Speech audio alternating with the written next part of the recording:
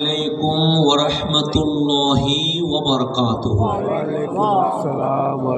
শাহাদাতে কারবালা ইসলামী যুব কল্যাণ ফ্রন্ট এর ব্যবস্থাপনায় আপনাদের সকলেরই অংশগ্রহণে আয়োজিত এই মহতি জশ্নে ঈদে মেরাজুন নবী কনফারেন্সে এতক্ষণ ধরে যিনি তাকরীর পেশ করেছেন সিবাতলি বহুমুখী আলিয়া কামিল মাদ্রাসার প্রধান মুফাসসির উস্তাজুল উলামা আল্লামা গাজী শফিউল আলম নিজামী মুদ্দাজিল্লুহুল আলী প্রধান অতিথির আসন অলঙ্কৃত করেছেন আহলে সুন্নাত ওয়াল জামাত এর কেন্দ্রীয় নির্বাহী চেয়ারম্যান আপনাদের আমাদের রাহবার হুজুর আল্লামা আবুল কাসেম নূরি মুদ্দাজিল্লুহুল আলী এবং উপস্থিত আজকের এই মাহফিলের মান্যবর সভাপতি মহোদয় সহ দিগর উলামাই কারাম এবং আমার সম্মানিত এলাকাবাসী, আমার সালাম গ্রহণ করবেন। আসসালামু আলাইকুম ওয়া রাহমাতুল্লাহি ওয়া বারাকাতুহু। বাস এখানে বক্তব্য বেশি দেওয়া যাবে না, কারণ যেখানে মুরব্বী রাহবার বসে থাকে সেখানে সন্তানের কথা বলা মানাই না। আমি আপনাদের এলাকারই সন্তান। এই আসনে আমি প্রার্থী হয়েছি, এটা আপনারা জানেন। আমি কোনো দলের বিপক্ষে দাঁড়াই নাই। যদি বলেন কেন, নির্বাচন করলে যে কোনো একটা দল সরকার গঠন করবে, কথা ঠিক না? কোনো একটা দল বিরোধী দল হবে, যেই দলেই ক্ষমতায় যাক তারা সংসদে গেলে দলের নেতার পক্ষে কথা বলবে, এটাই স্বাভাবিক। কিন্তু আমার নবীর পক্ষে কথা বলবে কে? কেউ আছে? নাই। তা আমি কারো বিপক্ষে দাঁড়াই নাই।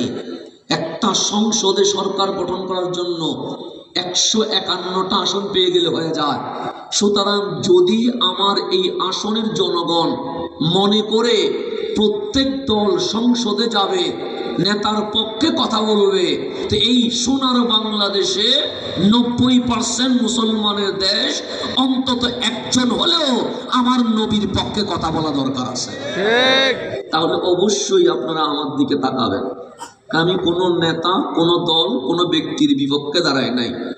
যে রসুলের ইজ্জতের পক্ষে দাঁড়াইছে, রসুল যেহেতু রহমতুল্লিল আলামিন, সুতরাং নবীজি যেহেতু সকলের, আমরা যারা রসুলের পক্ষে কথা বলি তারা কোনো দলের বিপক্ষে নয়, আমরাও সকলের হয়ে গেছে, কথা ঠিক না?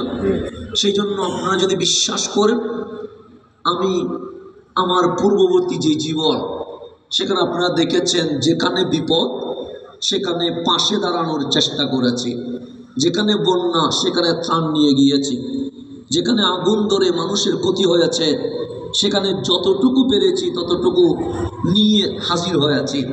করোনা মহামারীর সময়ে সবাই যখন ভুলে গেছে, তখন আমরা স্বেচ্ছাসেবক হিসেবে কি করেছি? কাজ করেছি। তা আপনাদের যদি বিশ্বাস হয় যে অসিয়র মানুষের ভয়বে দুর্নীতি হইত না, কারো উপর জুলুম করবে না, রাতের ঘুম হারাম করবে না, মামলা বাণিজ্য করবে না, সুখে দুঃখে পাওয়া যাবে, তাহলে ইনশাল্লাহ আমার দিকে কি রাখবেন? সুদৃষ্টি রাখবেন। মা বোনদেরকেও সালাম জানাবেন, আপনারাও দোয়া করবেন। ফয়সালা এখান থেকে হয় না, নাসরুম মিনাল্লাহ, আল্লাহর পক্ষ থেকে বিজয় আসে। শুধু আমাদের নিয়তটা ঠিক রাখতে হবে, কথা ঠিক না? নিয়তে যদি বেজাল থাকে বিজয় কখনো আসবে না। সেজন্য আমরা যদি নিয়ত করি এবার আমরা আল্লাহ এবং হাবিবুল্লাহকে রাজি করার জন্য নেমেছি, তাহলে আমার বিশ্বাস হবে ইনশাল্লাহ বিজয় আসবে।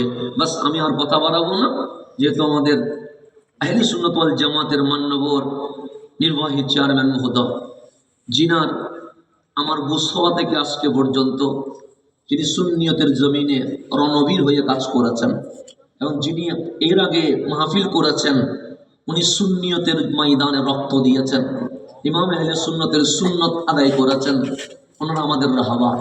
ওনাদের দেখানো পথেই আমাদের পথ। ইনশাআল্লাহ আল্লাহ যেন আমাদের ইস্তেকামত রাখেন। আমি এখানে যেহেতু হুজুরা বসে আছেন, আমার দাদা শাহ আমানত হোস কাফেলার ডাইরেক্টর যেহেতু বসে আছে, আমি ওনাকে অনুরোধ করবো, আমরা যেহেতু নেমেছি ওনাদেরকেও কোমর বেঁধে নামতে হবে ইনশাআল্লাহ। আসসালামু আলাইকুম ওয়া রাহমাতুল্লাহ।